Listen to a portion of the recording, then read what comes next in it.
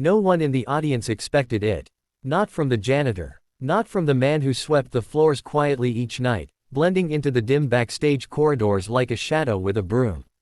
Not from the one everyone overlooked, the man who carried trash bags heavier than his own dreams. But destiny doesn't knock politely. It doesn't ask if you're ready. It arrives in flashes, sudden, overwhelming, unstoppable. And tonight, destiny took the shape of a trembling hand wrapped around a forgotten microphone. Miguel had spent years backstage, unseen and unheard. He cleaned dressing rooms he was never allowed to sit in, polished instruments he was never allowed to touch. He moved silently, respectfully, grateful for the small job that kept food on the table for him and his grandmother. Music had been his secret language as a child, but adulthood forced him to trade melodies for mops. Still, every night when he worked alone, he hummed the old songs she used to sing, soft echoes of a past that felt too far to reach. Tonight was chaos. The tribute performer canceled last minute. Managers panicked. Lights flickered. The audience grew restless, murmuring impatience. In the middle of the confusion, Miguel quietly bent down to fix a cable on stage, as he'd done 100 times. But fate misfired, or maybe aligned. A staff member, rushing blindly, shoved a microphone into Miguel's hands. "Hold this," they barked before disappearing. The spotlight swung, searching for the missing performer, and landed directly on him. Whispers spread through the crowd. Who is he? What's happening? Miguel's breath caught. Fear wrapped around him like a cold wind, yet beneath it was something warmer. His grandmother's voice in his memory, "Courage is just love speaking louder." And so, he stepped into the light. Miguel stood frozen at center stage, the microphone trembling between his fingers as hundreds of eyes locked onto him. He looked nothing like a performer, his shirt slightly faded, his shoes worn at the edges, and his hands calloused from long hours of work. Yet something began to shift the moment the first soft guitar chord echoed across the hall. It was as if the sound reached into him, unlocking a door he had kept sealed for years. Miguel closed his eyes, not out of confidence, but out of fear and hope. Then he sang. The first note was gentle, almost unsure, but it carried a warmth that wrapped itself around the room. His voice wasn't polished, it was honest. It shook at the edges, textured with years of quiet struggle, late-night exhaustion, and the tender love of a grandmother who once hummed Elvis songs to comfort him through storms. As he continued, something extraordinary happened. His voice grew steadier, fuller, as though the music had been waiting inside him all along. Gasps spread across the audience. A judge leaned forward, eyebrows raised. A young couple held hands tighter. A man in the back wiped his eyes without understanding why. Miguel wasn't imitating Elvis, he was channeling something deeper, memory, gratitude, and the kind of soulfulness no training could replicate. Backstage, crew members who had passed him daily without greeting now watched with jaws slightly open. "Is that Miguel?" someone whispered. "How?" But Miguel wasn't performing for applause.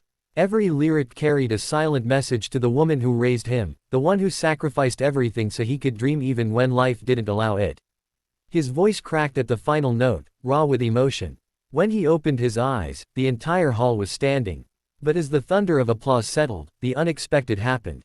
A producer stormed onto the stage, his face tight with stress, misunderstanding the moment completely. He grabbed Miguel's arm, his voice cutting through the silence like a blade. "You can't just walk up here and perform," he snapped. The audience, moments ago united in admiration, now fell into uneasy quiet. Miguel tried to respond, his voice small and respectful, explaining it had all been a mix-up, a simple accident, but the producer's frustration drowned him out. People began whispering. Miguel felt the old familiar weight press down on his chest, the feeling of being dismissed, unseen, misplaced in spaces he never belonged to. He lowered his head, murmuring an apology, stepping back toward the shadows where he had always existed. The applause, the warmth, the brief moment of belonging, it all evaporated. His dream, so briefly awakened, seemed to dissolve before his eyes. Then, a soft voice rose from the crowd. An elderly woman stood up slowly, leaning on her cane. Her eyes glistened. "Young man," she said, her voice trembling, "you just brought back a memory I thought time had stolen." The room stilled. She continued, hands shaking. "My husband proposed to me during that song. I lost him last year, but tonight, because of you, I felt him beside me again." A hush washed over the hall. Another person stood. Then another. Soon, voices scattered across the room shared their stories, memories of love, loss, healing, and the way that timeless song had touched their lives. What began as a misunderstanding turned into a chorus of gratitude. People weren't defending a performance, they were defending the humanity they felt in Miguel's voice. And suddenly, he wasn't alone anymore. The judges called Miguel back to the stage with a gentle wave, their expressions softened with understanding. He walked slowly, still unsure if he belonged anywhere near the spotlight. One judge leaned forward, voice warm. "Who taught you to sing like that?" Miguel swallowed, his throat tight with emotion. "My grandmother," he whispered. "She always told me music didn't need perfection, only honesty." His words settled over the room like a calm breeze after a storm. He spoke not to impress, but simply to honor the woman who had raised him with tenderness and sacrifice. The judges asked about his life, and Miguel answered humbly. He didn't speak of hardships to gain sympathy, he spoke of gratitude, for small meals shared with love, for second-hand clothes that still carried warmth, for nights he spent humming songs to distract himself from hunger or worry. He said kindness was the only inheritance his grandmother could afford to give him, and he tried every day to make her proud. One judge wiped their eyes discreetly. "Miguel, your voice feels like a living memory," they said. Another added softly, "and your humility is the reason people felt it so deeply." Then came a quiet invitation, "Would you sing one more song? Not for the show, just for yourself." Miguel hesitated, then nodded. He chose his grandmother's favorite. But as he reached the chorus, his emotions overwhelmed him. His voice cracked, then broke entirely. He apologized, whispering, "I'm sorry." Suddenly, a single voice from the audience began singing with him.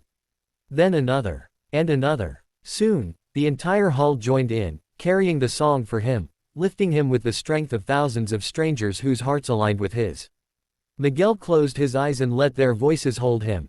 After the show ended, Miguel stepped outside into the cool night, feeling the weight of everything that had happened settle into his chest. He told himself not to hope for anything more. Beautiful moments, he thought, are like passing birds, they land only for a heartbeat before flying away. He took a deep breath, ready to return to the life he understood, the quiet corridors where dreams stayed tucked between mop buckets and folded rags. Then he saw her. Standing near the entrance, steadying herself with a cane, was his grandmother. Miguel froze, eyes widening in disbelief. She wasn't supposed to be traveling. She had been weak for months. But tonight, she was there, small, fragile, but radiant with pride. "Lola," he whispered, voice cracking. She smiled, her wrinkles forming gentle waves of love. "I heard someone revived Elvis tonight," she said softly. "And I knew, it had to be you." Miguel rushed to her, falling into her arms, shaking as years of sacrifice and silence melted from his shoulders. She held him, patting his back the way she did when he was a child frightened by storms. "You sang with your heart," she whispered. "That's all I ever wanted for you." A judge approached them quietly, holding a folder.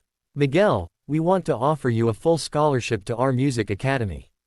Your story, your voice, they deserve a stage." Miguel looked at his grandmother, unsure, but she nodded with tears glistening. "Go, Hio. Life has finally heard you." As they turned to leave, a stagehand rushed out.